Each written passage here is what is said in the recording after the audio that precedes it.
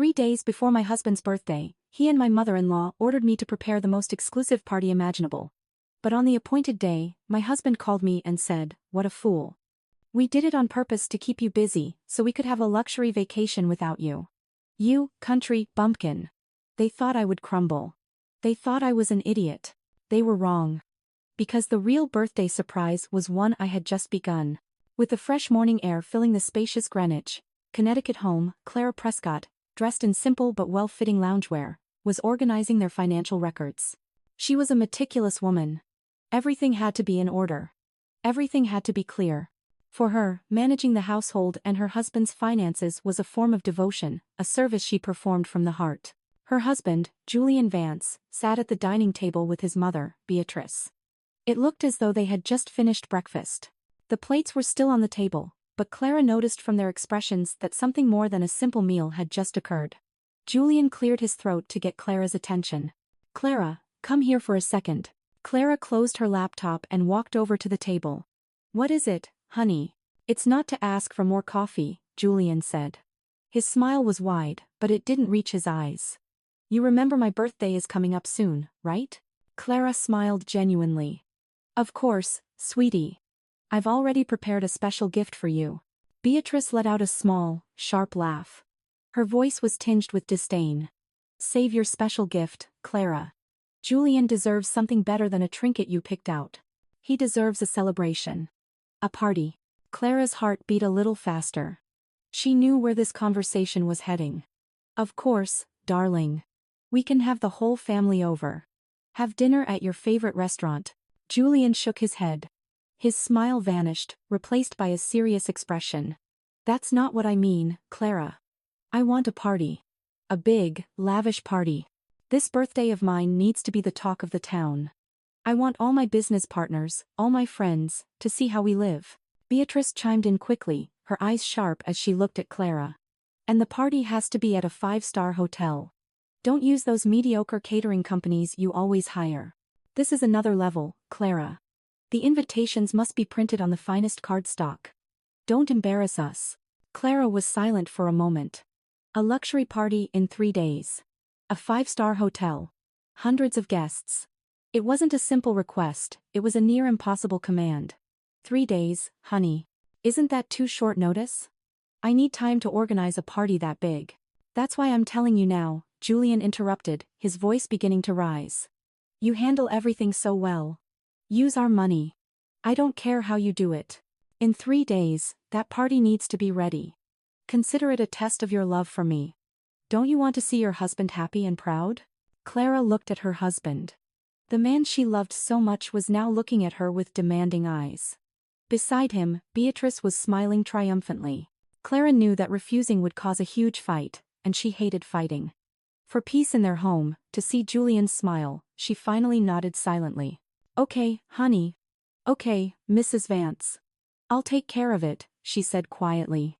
"That's the spirit," Julian exclaimed, his face lighting up again. "I knew I could count on you. Use our joint credit card for the funds. Don't be cheap. This is for our family's prestige." Beatrice rose from her chair. "Remember, Clara. Extravagant. Not a single mistake. I'll be supervising your preparations." After the two of them left her alone at the table, Clara let out a long sigh. She immediately grabbed her tablet and stylus.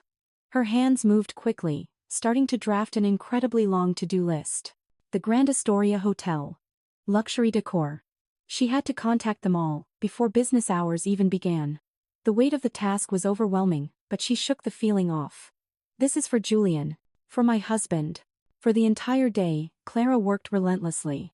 Her phone rang non-stop as she went from one vendor to another, negotiating prices, deciding on themes, and sending out hundreds of digital invitations from the list of Julian's business associates his secretary had just sent over. She forgot about hunger, about fatigue.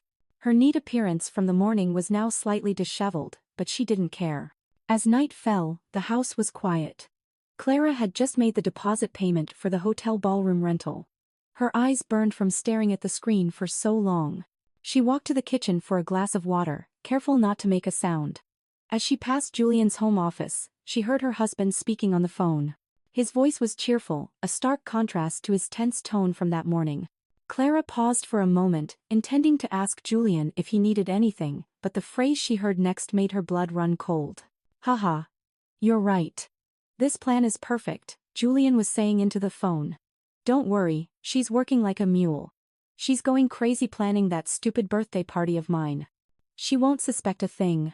Our trip to Greece is secure. Greece. Clara's legs trembled. Greece. Why would Julian be going to Greece, and who was he talking to? She wanted to throw the door open and demand an answer, but her body was frozen.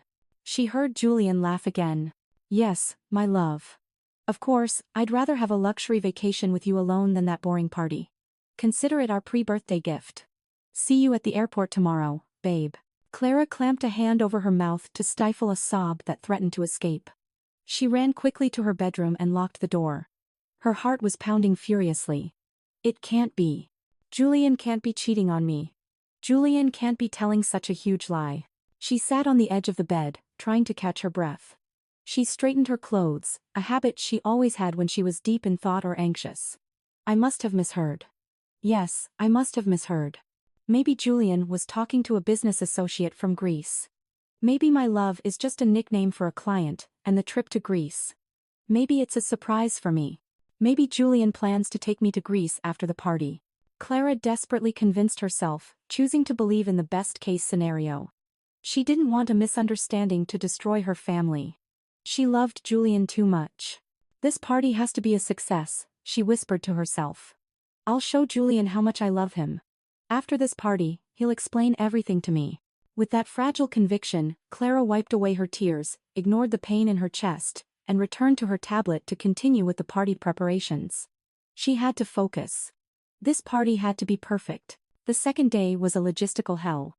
Clara was up before dawn. After a moment of morning reflection, she hadn't gone back to sleep.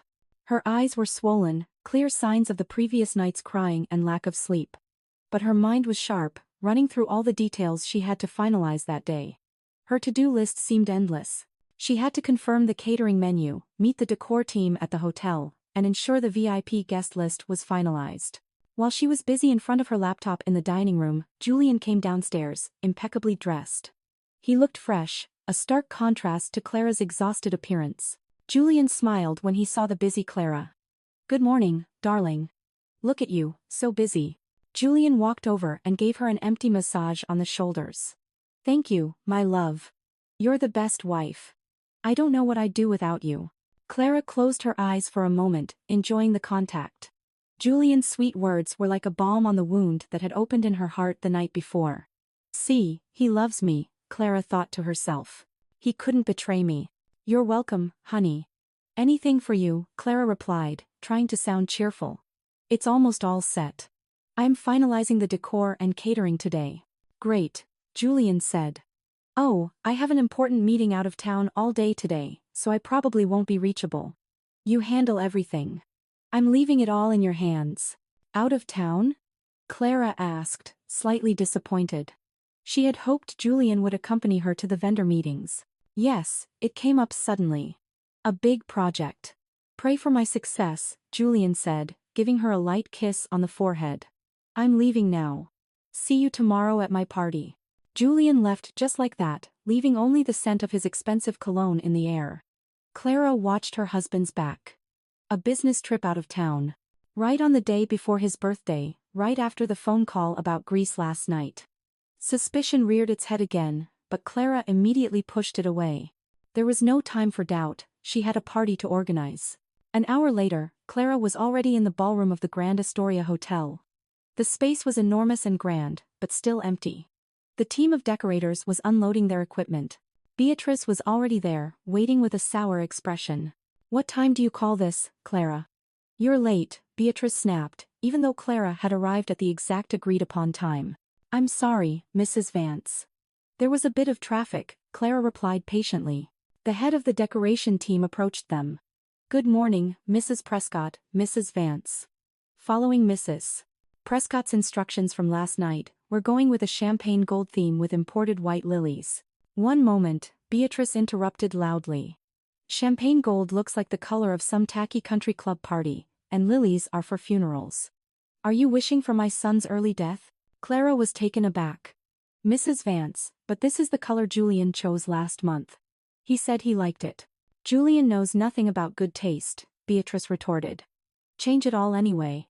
The color will be maroon and gold, and the flowers will be red roses. End of discussion.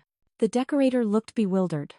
But ma'am, changing all the flowers and fabrics in one day is nearly impossible, especially imported red roses are hard to source on such short notice. I don't care. Beatrice shouted. I'm not paying you a fortune to complain, I'm paying you to work. If you can't do it, I'll tell my son to cancel the contract. Clara felt humiliated. Her mother-in-law was acting as if she didn't exist. She was embarrassed in front of the decorating team. Mrs. Vance, please, don't do this. We can find a middle ground, Clara tried to mediate. What middle ground? Your taste is low class, Clara. It's a good thing I came to supervise.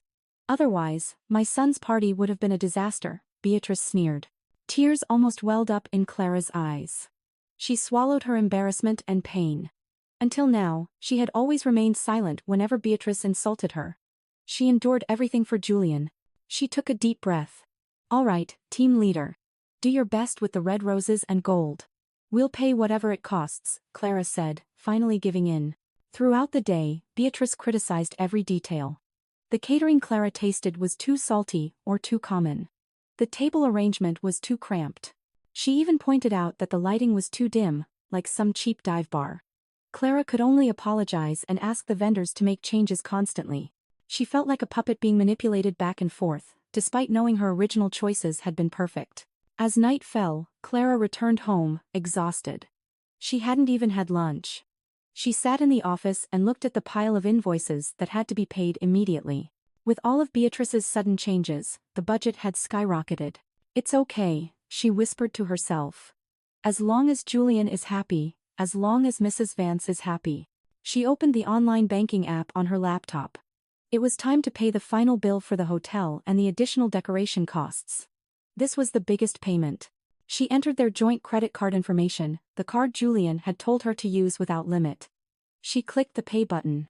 A moment later, a notification appeared on the screen, transaction declined. Clara frowned. Strange. She tried again. Transaction declined. Please contact your bank. Clara's heart began to pound with anxiety. Impossible. She knew for a fact that the card's limit had plenty of room. She was the one who always reviewed the statements. Unless Julian was using the card. Clara tried to call Julian. She wanted to ask if he was using the card, but the call went straight to voicemail. The number you have dialed is switched off or is out of the coverage area. Out of the coverage area. Right. He said he was in a meeting out of town.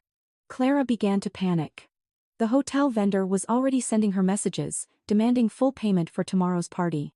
If she didn't pay tonight, the hotel would cancel the venue, and Julian's party would be ruined. The suspicions from the previous night assaulted her again. Greece, the out-of-town business trip, the declined credit card. It can't be. Clara shook her head quickly to dispel the bad thoughts. No. It's probably a banking system error. It happens often, she told herself, trying to calm her anxiety. She had no other choice. She couldn't let Julian be embarrassed. She opened her desk drawer and took out another credit card. An elegant black card. It was her personal card, directly linked to her late father's estate account. An account whose exact amount Julian and Beatrice were unaware of. They only knew Clara had some savings. With slightly trembling hands, Clara entered her personal card number, entered the staggering amount of the bill. She clicked pay. A few seconds later, a green notification appeared. Transaction accepted. Clara sighed in relief, but a chill ran down her spine. Something was very wrong. Why had their joint credit card suddenly hit its limit? What had Julian bought? She was too tired to investigate tonight. She had to make sure the party was 100% ready. Tomorrow, after the party, I'll ask Julian everything, she decided mentally. Tomorrow, everything will be clear. She turned off the laptop and dragged herself to the bedroom. She didn't even notice that her husband didn't come home that night. She was too preoccupied with the illusion of the perfect party she was preparing. At 5 a.m., the alarm on Clara's phone chimed softly. She turned it off before the second ring. Her body felt shattered. Every joint ached. She had probably only slept for an hour. The rest of the time was spent reviewing emails from vendors and ensuring everything was 100% prepared. The grand party would begin tonight. But today was Julian's actual birthday. Clara got up from the sofa in the office.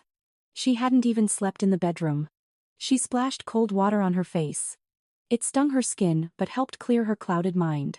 She had a brief, quiet moment of reflection in her small personal corner. In her thoughts, she prayed fervently that all the doubts that had gnawed at her would disappear.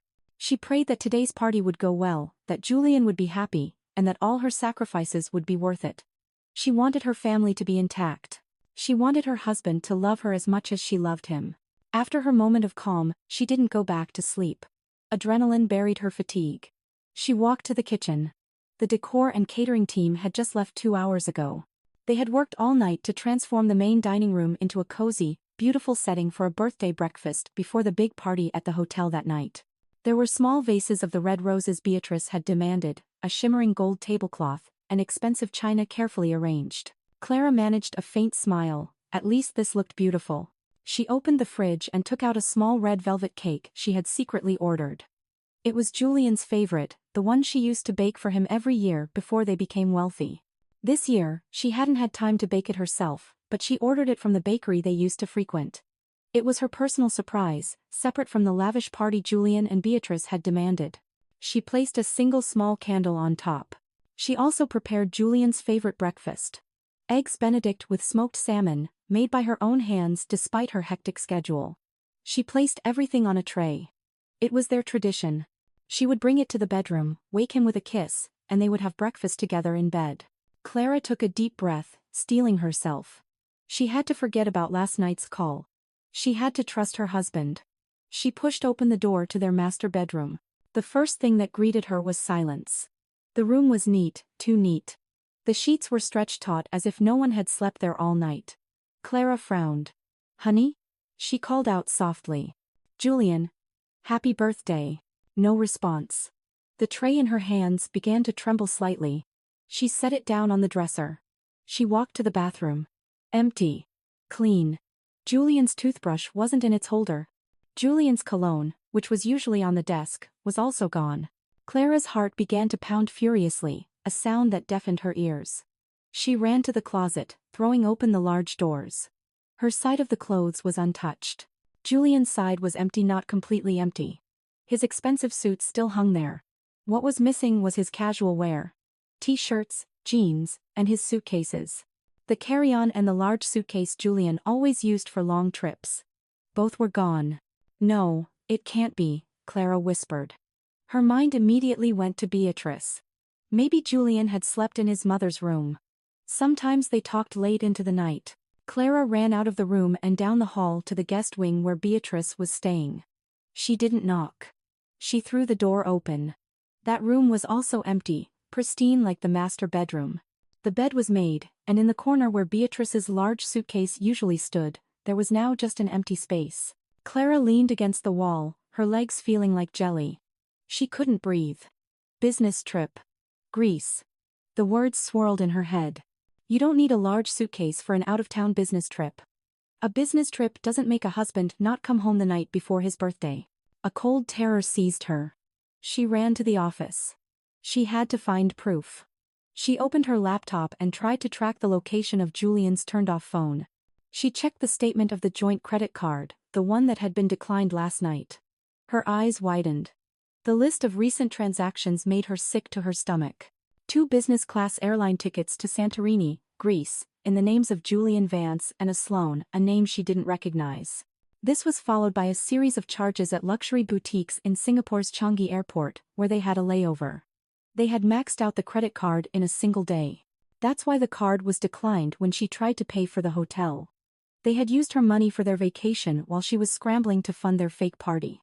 Clara slumped into the chair, her gaze vacant.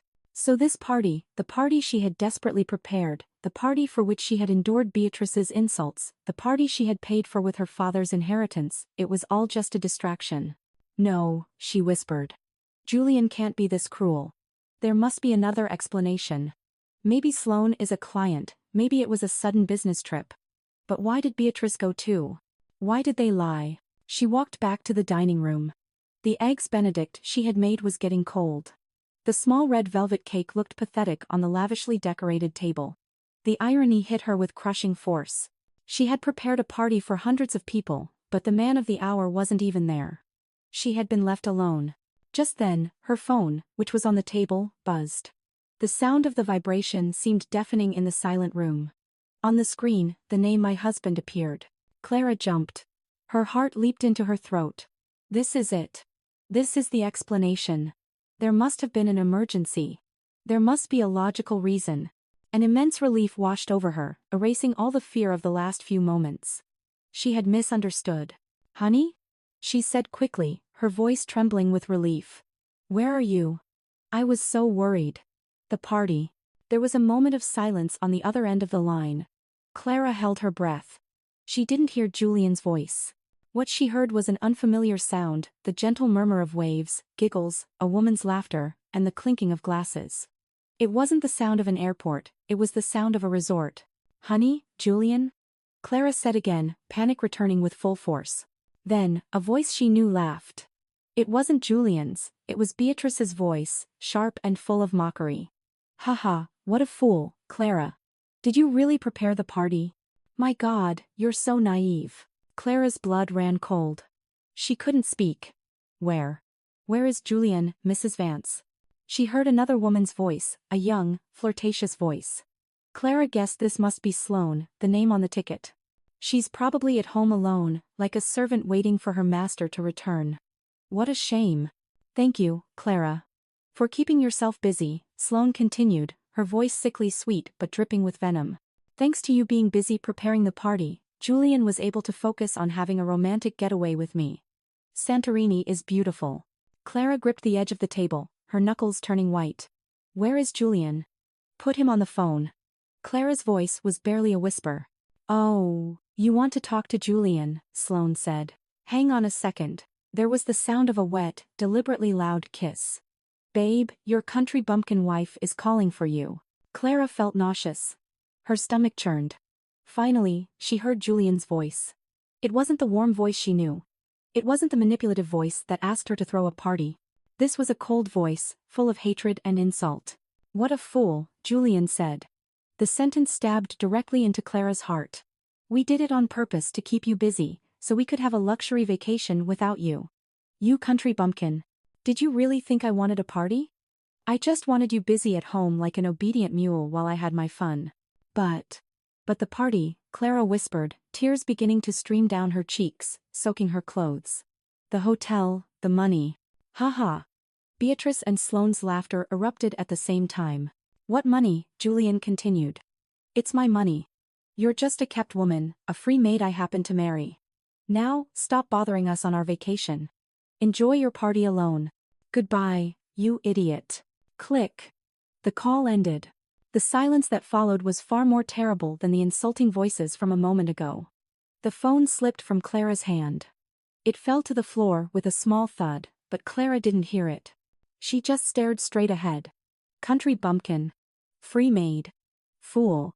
The tray with the red velvet cake was in front of her, a cake bought with love to celebrate the birthday of the man who had just shattered her. With a slow movement, as if her body wasn't her own, Clara reached out but not for the cake. She swept her arm across the table. The expensive plates shattered, the eggs Benedict splattered, and the crystal glasses broke.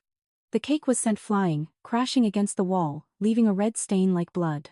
Clara screamed a long, ragged cry filled with pain, rage, and unbearable humiliation.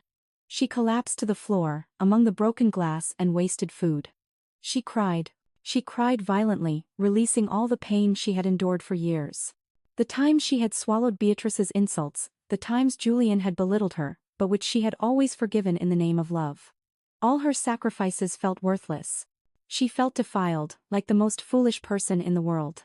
She had been deceived, used, robbed not only of her money but of her dignity. She sat on the floor, amidst the chaos for a long time.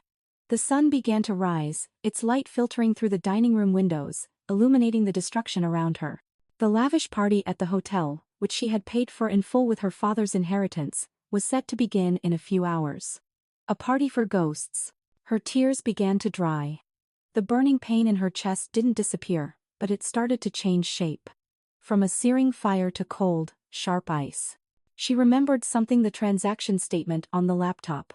Transaction accepted. She had paid tens, maybe hundreds of thousands of dollars for this party. Her father's money, the money her father had saved his entire life to ensure her happiness. And she had spent it on a fake party designed to humiliate her. And they, Julian, Beatrice, and that woman Sloane, were vacationing in Greece. Laughing, drinking, shopping. They would think they had successfully tricked her. They thought she was a helpless, stupid country bumpkin. Clara clenched her fists. A small piece of glass cut her palm, but she didn't feel the pain. Country bumpkin, she whispered, her voice hoarse from crying. She looked at the red stain on the wall. Grease. Right. Slowly, with a newfound determination, Clara got up.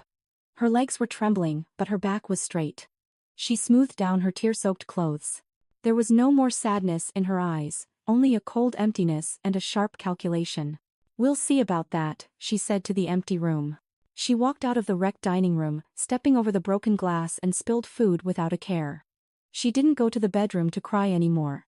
She went straight to the office. Clara entered the office and locked the door. This room was the one space in the house that felt like her own, filled with the old books her father had left her and a sturdy wooden desk. She paused for a moment in front of the mirror. Her face was swollen, her eyes bloodshot, her clothes damp and disheveled. She was the picture of a heartbroken woman. But her eyes told a different story. Behind the sorrow was a glint of cold steel, something newly forged in the fire of humiliation. She sat in the desk chair, ignoring the vibration of her phone on the table. It was surely the party planners, starting to confirm the final details. She pushed the phone aside and opened her laptop, not the regular one she used for household affairs, but a slim, black, personal one she always kept locked in a desk drawer. This was an inheritance from her father, like everything else she was about to discover. Julian and Beatrice had always known Clara came from a decent family. They knew her father, Walter Prescott, had owned a small business in a provincial town. They accepted her because they thought Clara would be a docile, educated, and submissive wife, easy to manage. They didn't ask for more. Clara, out of love, didn't tell them more. She lived modestly, adapting to Julian's lifestyle, letting her husband feel like the big, primary provider. She let Beatrice insult her for being a daughter-in-law who wasn't up to Julian's level of success. How foolish she had been. How foolish they had been. Clara entered a complex series of passwords. The laptop screen lit up, revealing a secure portal. It wasn't a normal banking app, it was a private wealth management portal. She clicked on the main account. The figure that appeared there was enough to buy the hotel where Julian was supposed to have his party, not just rent it. But the money wasn't the point. She opened an encrypted folder named Dad's Will. Inside were dozens of legal documents, company deeds, and complex organizational charts. Clara's father, the quiet man Julian had always dismissed as an old merchant, was actually an investment genius. He hadn't left a small business. He had left a holding company, with dozens of subsidiaries in real estate, agriculture, and technology. Clara's fingers moved nimbly across the keyboard. She typed in the name of the company where Julian worked. Vance Property Group, the name Julian always spoke of with pride, the one that gave him the title of CEO and which Beatrice bragged about to all her high society friends. The name appeared. Vance Property Group, registered as a real estate subsidiary. Ownership stake. 98%. And below it, the name of the holding company's primary shareholder. Clara Prescott. Clara's breath hitched. So, Julian wasn't CEO because of his skill. He wasn't the owner or a partner, he was just a hired employee, a manager put in that position. Clara remembered a conversation with her father a week before her wedding. "I've secured a good job for Julian, my dear," her father had said. "A good position at a friend's company, so he can take good care of you, so you can be proud of him as a husband." A friend's company. Her father hadn't lied. Julian really did work at a friend of his father-in-law's company. That friend was himself. The position was a wedding gift.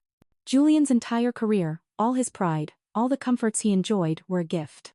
A gift from the family of the country bumpkin he had just insulted. Clara moved quickly, checking other assets. The luxurious house they lived in was bought in Clara's name, paid for in full, in cash, 2 weeks before the wedding.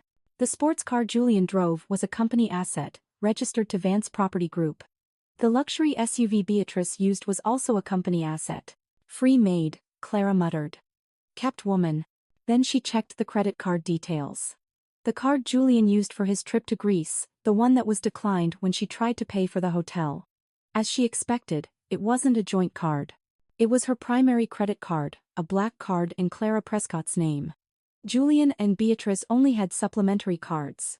They had no access to her accounts, but they had unlimited access to spend her money. And they had just maxed it out. She saw the statement of charges that had made her sick.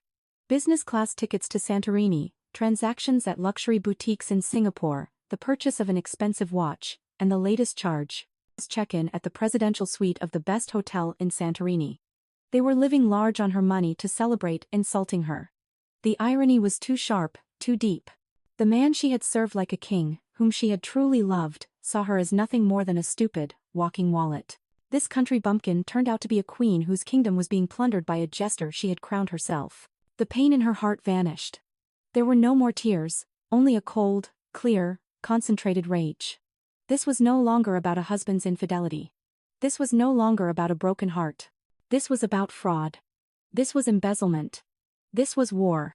Clara looked at her reflection in the dark laptop screen. The disheveled woman with bloodshot eyes smiled slowly, a smile Julian would never recognize. "You said I was stupid, Julian," she whispered. "You said I was busy working like a mule. You're right. This mule has just realized she owns the whole racetrack." She picked up her phone. She knew exactly what she had to do. Julian's real birthday surprise was about to begin. Clara wasted no time. Her first move was to secure her fortress. She dialed a speed dial number saved on her laptop, a number connecting to her private wealth manager, a number she had never used. The call was answered instantly. "Good morning, Private Wealth Services. This is Mr. Davies speaking. How may I help you?" "Good morning." Clara's voice was completely different. There was no softness, no hesitation, only a cold, sharp authority. "My name is Clara Prescott, daughter of the late Walter Prescott, and the primary holder of account number 20X. There was a brief silence on the other line, followed by the rapid clicking of a keyboard. Mr. Davies's tone changed instantly, filled with respect. "Mrs. Prescott, good morning. It's an honor to speak with you directly. How can I assist you?" "Yes," Clara said. "I want to report my wallet as lost and potential fraudulent use of my cards. Please block all credit cards associated with my account right now, this instant." "Understood, ma'am." Proceeding. Specifically, Clara cut in the 2 supplementary cards in the names of Julian Vance and Beatrice Vance. Block them permanently, with no possibility of replacement. The reason will be suspicious overseas activity. "Yes, ma'am. Those cards have been blocked with immediate effect," Davies said. "Do you require anything else?" "Yes. I want all my banking passwords and access codes changed. Temporarily freeze all automatic transfers and move 90% of my operational funds into my trust account. It will be executed immediately, Mrs. Prescott. Everything will be completed within 5 minutes. Thank you." Clara hung up. Step 1, complete. In Santorini, Julian and Beatrice were now carrying around useless pieces of plastic. They might not have realized it yet, perhaps sleeping soundly after their long flight or getting ready for another round of shopping. Second step, the party. Clara called the ballroom manager at the Grand Astoria. The man answered with a worried voice. "Mrs. Prescott, good morning. I was just calling to confirm tonight's event. Everything is 100% ready. The catering team is preparing the ingredients." "Good morning." Clara interrupted in the same calm voice. "The birthday party booked under Julian Vance's name for tonight has been cancelled." Total silence on the other end. "What? I'm sorry. Cancelled. But ma'am, everything is prepared. The food, the decor, the band. Hundreds of thousands of dollars have already been spent. You paid for it yourself." "Exactly," Clara said. "I paid for it, which means all that food and decor is my property. Correct?" "Well, yes, ma'am, technically. But what are you going to do with it all?" "I don't want a single crumb to go to waste," Clara said. "Please, organize a team and pack up all of that luxury food. All the appetizers, the main courses, the hundreds of servings of cake, everything in the best takeaway containers." "For what, ma'am?" "Send it all to 3 addresses. Hope House Shelter, the Pearl Orphanage, and the Children of Light Foundation. I will text you the exact addresses. Let the children there have a dinner fit for kings tonight. It's their party now." The manager was speechless. He had worked in the hotel industry for 20 years but had never received a request like this. "Are you serious, ma'am?" "Completely serious. Bill me for the packaging and transport costs and send it under the name of an anonymous donor." Not my name, not Julian's. Understood? Understood, Mrs. Prescott. Perfectly. I will follow your instructions. This is a very noble gesture. It's not noble, it's just cleanup, Clara said dryly and hung up. She pictured Julian's face when he found out that the lavish party he'd used to insult his wife was now being enjoyed by orphans. Third and most important step. Clara opened the Dad's Will folder again. She looked for a name that of the oldest and most respected law firm in the state. She dialed the main number. Good morning, Grant and Associates Law Firm. Good morning. I'd like to speak with Mr. Theodore Grant, the senior partner. I'm sorry, but Mr. Grant is in a meeting. Who may I say is calling? Tell him it's Clara Prescott, his late friend Walter's daughter. In barely 10 seconds, a deep, authoritative voice came on the line. Clara, my dear girl. Finally. It's Ted Grant. Your father was my best friend. I've been waiting for your call for years, ever since he passed. What can I do for you? Clara took a deep breath. This was it. Hello, Uncle Ted, she said, using the familiar address her father had taught her. I hope you have some time today. I need 2 things. First, I want divorce papers. I knew this day would come, Ted Grant said, his voice sad but firm. The grounds are infidelity, fraud, and emotional abuse, Clara stated. I have proof, flight tickets, a recording of the insulting phone call, credit card statements. Excellent. I'll have them drawn up. And the second thing? The second thing, Clara said, her eyes fixed on the company.org chart on the screen. I want to reclaim full control of my holding company. I want a full audit of all subsidiaries, especially Vance Property Group. I suspect the current CEO, Julian Vance, has been embezzling company funds for his personal gain and to fund lavish vacations with his mistress. There was a heavy silence. Then, Ted Grant let out a low chuckle. It sounded like the rumble of an old lion preparing for a hunt. Clara, your father would be so proud of you. I'll prepare for an emergency board meeting tomorrow morning, and the termination notice for Julian Vance will be on my desk this afternoon. Welcome back, CEO. One more thing, Uncle Ted. Yes? Prepare an eviction notice. The house I live in is my personal property. I want it emptied of Julian's and his mother's belongings by the time I return. It will be my pleasure. When Clara hung up, it was barely noon. She was tired, but she also felt light. In Santorini, Julian and Sloane had probably just finished a luxurious breakfast. They didn't know their credit cards were now useless pieces of plastic. They didn't know the party they were mocking had been cancelled.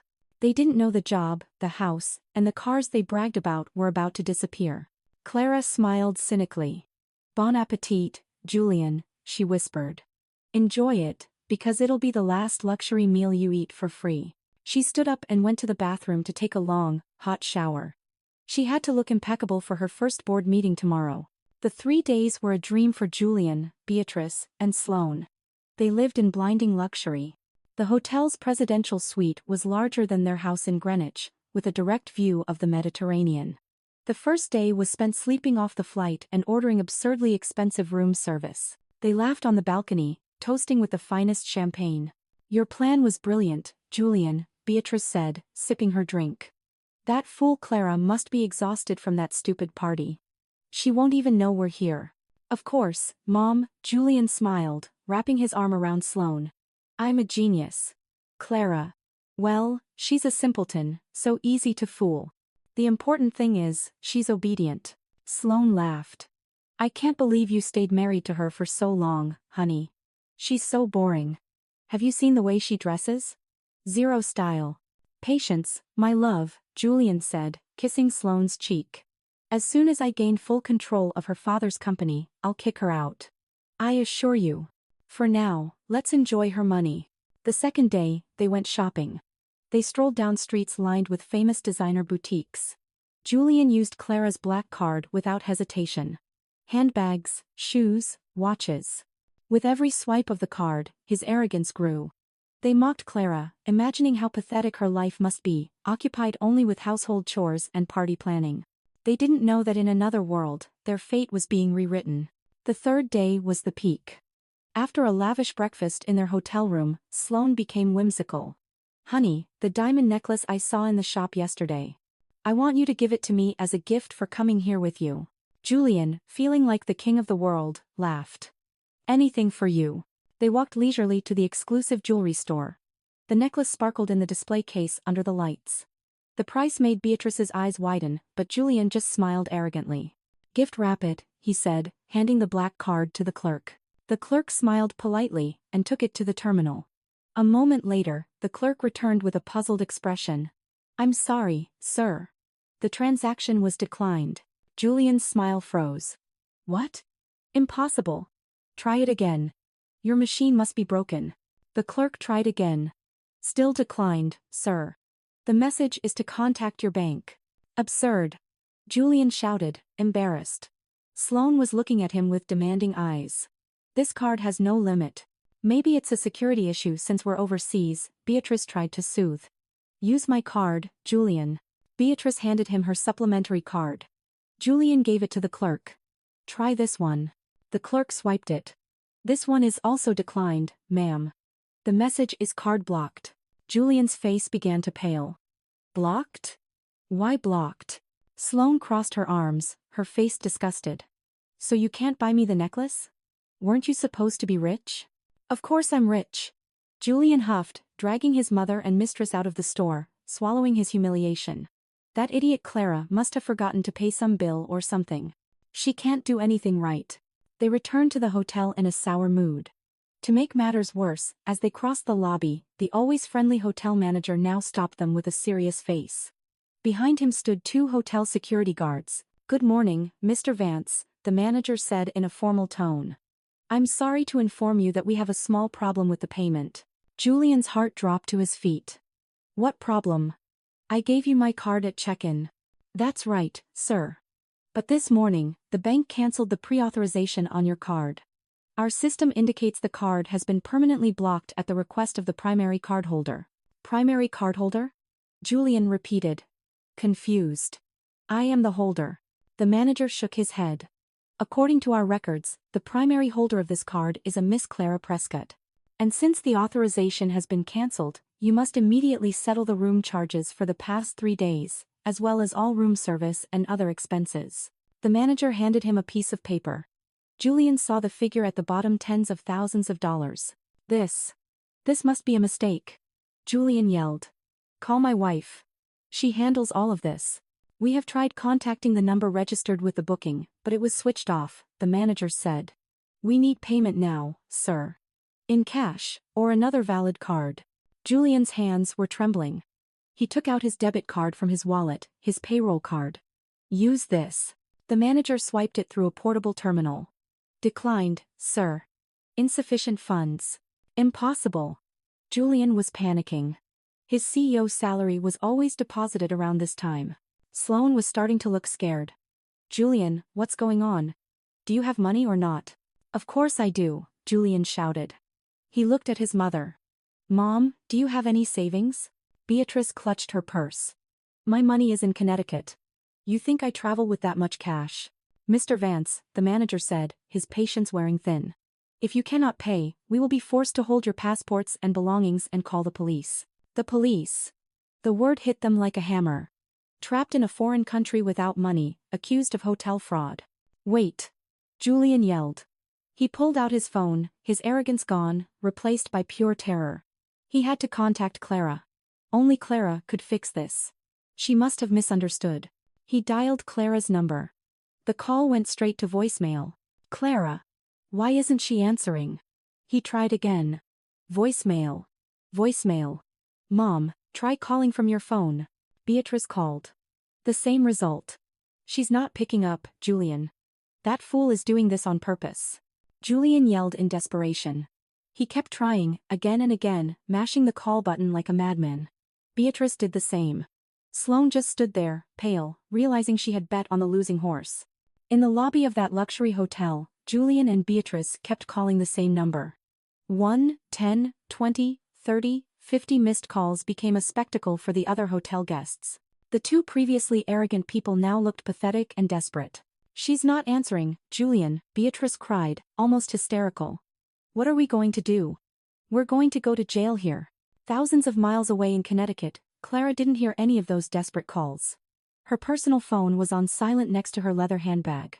She was far from where Julian imagined her to be. She wasn't crying in her room. She wasn't lamenting her fate in the kitchen. Clara was sitting at the head of a massive conference table on the 40th floor of a skyscraper. It was the headquarters of the holding company her father owned. Her appearance had completely transformed. No more simple loungewear or plain outfits. Today, she wore a dark navy blue pantsuit, perfectly tailored, paired with a crisp white shirt. Her hair was styled elegantly and professionally, radiating an aura of confidence. Beside her, Ted Grant, in his most expensive suit, sat with a thick stack of documents. Around the enormous oval tables sat 6 middle-aged men. They were the members of the board of directors, her father's trusted men who had run the company for years. Their faces were tense. They had just been summoned to an emergency board meeting by their late boss's daughter, a woman they had never met. Clara cleared her throat. All eyes focused on her. "Good morning, gentlemen of the board." Clara's voice was clear and calm, no trembling, no hesitation. "I imagine you are surprised by my presence here. Until now, I have chosen not to be involved in the company's management, but today, circumstances have changed. Allow me to introduce myself," she continued. "I am Clara Prescott, daughter of the late Walter Prescott, and the majority shareholder of this company." She nodded toward Ted Grant. The old lawyer stood up. Following the instructions of CEO Prescott, Ted said, "We have conducted an emergency audit over the past 2 days on one of our subsidiaries, Vance Property Group." At that name, several board members were startled. It was their growing real estate company. "And our findings," Ted Grant continued, "are highly alarming." He distributed a file to each board member. The CEO of Vance Property Group, a Mr. Julian Vance, who is also CEO, Prescott's husband, has been systematically abusing his authority. Ted Grant broke down their findings. Julian had not only been using company assets for his personal benefit but had also created shell subcontractors, billing for fake renovation costs on real estate projects and siphoning millions of dollars into secret offshore personal accounts. His trip to Greece, the plane tickets, the luxury watch for his mistress, it was all just the tip of the iceberg. He had been looting his own wife's company for years. The faces of the board members hardened. This wasn't just a family affair, it was a serious corporate crime. This man, Clara took over, her voice icy, used the money stolen from this company to fund a lavish vacation with his mistress, and at the same time insulted the owner of this company, me, by calling me a stupid country bumpkin. The room fell silent. "I will not tolerate theft. I will not tolerate insults," Clara said, looking directly at each board member. "Today, we have 3 items on our agenda. First, I request the board's approval for the immediate termination of Julian Vance for cause. Second, I request that a criminal complaint for embezzlement be filed immediately. And third, I, Clara Prescott, will be assuming the role of CEO of this holding company, effective immediately." There were no objections. The board members looked at Clara with newfound respect. She wasn't a spoiled daughter, she was her father's daughter, a shrewd businesswoman. They voted unanimously in favor. The meeting ended. The board members shook Clara's hand one by one, pledging their full support for her leadership. After everyone had left, Clara finally sat back down. She was tired, but also relieved. Ted Grant patted her on the shoulder. "Your father would be very proud, CEO." Only then did Clara pick up her phone. The screen lit up, filled with notifications. 50 missed calls. "My husband, Mom." She saw the flood of messages. "My husband." "Clara, where are you? Why is the card blocked?" "My husband." "Clara, pick up the phone. It's important." "Mom." "Clara. Are you doing this on purpose? Julian could go to jail. Send the money, quick." "My husband." "Clara, please answer. It's serious. We can't pay the hotel. Please." Clara read the last message without expression. "Please," she said softly. A word Julian would never say unless it was in a manipulative tone. A small, cold smile appeared on her lips. She remembered the insult from the call 3 days ago. What a fool. "Enjoy your party alone."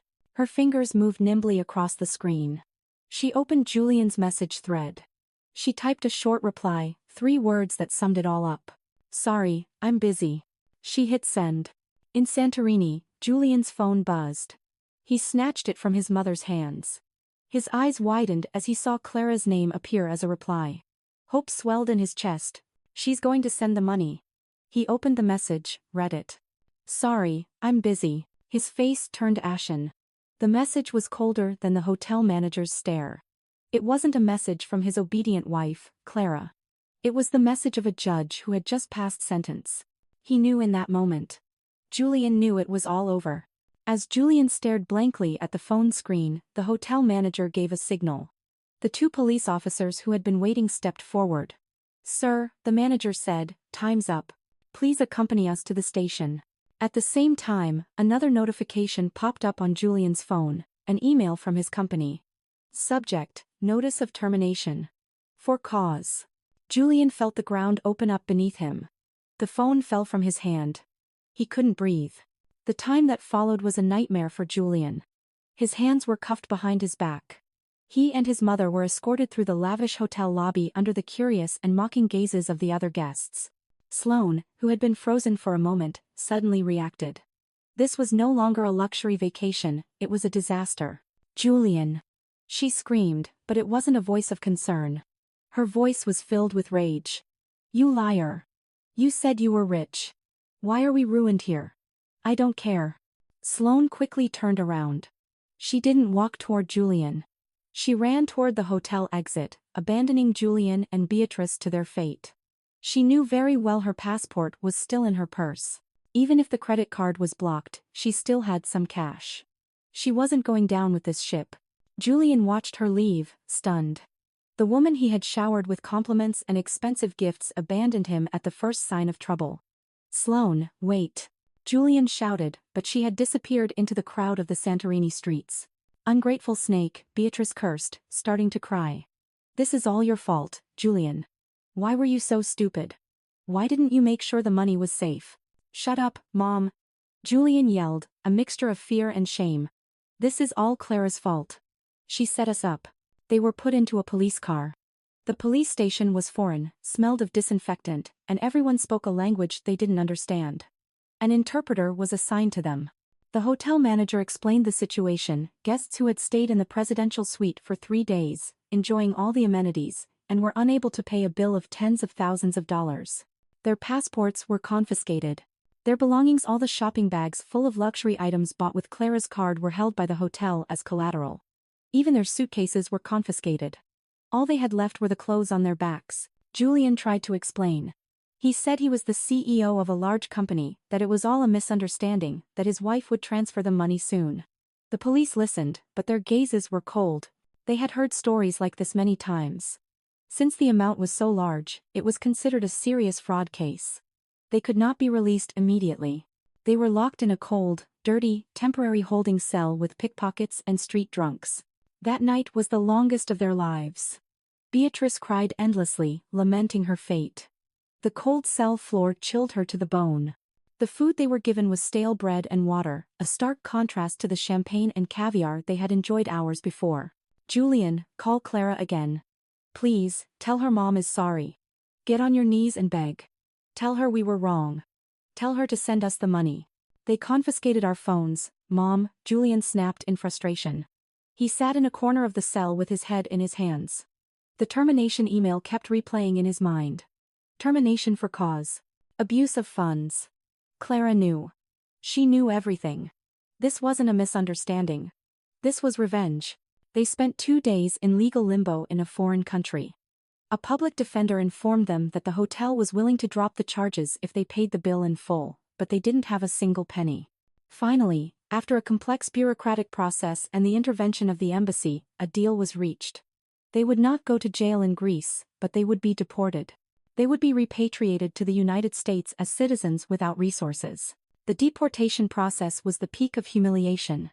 They were escorted to the airport. They were no longer wearing designer clothes. After their belongings were confiscated, they only had the spare clothes they carried in their handbags. For the return trip, they wore clothes donated by the embassy, plain t-shirts and baggy sweatpants. They were boarded onto the plane, flanked by security guards, in the tightest seats in the last row of economy class. They no longer looked like members of high society, they looked like refugees. During the more than 10-hour flight, Julian couldn't sleep. His mind was in chaos. How could this have happened? How could Clara, his quiet, submissive wife who was always impeccable and never talked back, do all this? Someone must have helped her. She couldn't be this smart. Meanwhile, Beatrice started hatching a new plan. She whispered to Julian, Listen, Julian, when we get to Connecticut, we go straight home. We'll convince Clara. I'll pretend to be very sick. You apologize. Get on your knees if you have to. Tell her you lost your mind because of Sloane. We have to get back into that house. You still have plenty of assets, right? Grab whatever you can and we'll leave. Julian nodded weakly. He had no other choice. He had to regain control. He had to beg. He would feign remorse. He would do anything to get his life back. He still believed that Clara loved him. That love could be manipulated. When the plane landed at JFK, the humid New York air greeted them, a stark difference from the fresh air of Santorini. They were the last passengers to disembark. No luggage, no money, just a handbag with donated clothes and immense shame. They exited the airport. No private chauffeur was waiting for them, no luxury car. They were two people in shabby clothes in the middle of a crowd. Come on, let's get a taxi, Julian, Beatrice asked quietly, her voice hoarse. Julian checked his empty pockets. He swallowed. I don't have any money, Mom. They ended up walking with what little strength they had left to the bus terminal. They boarded a crowded city bus with other passengers.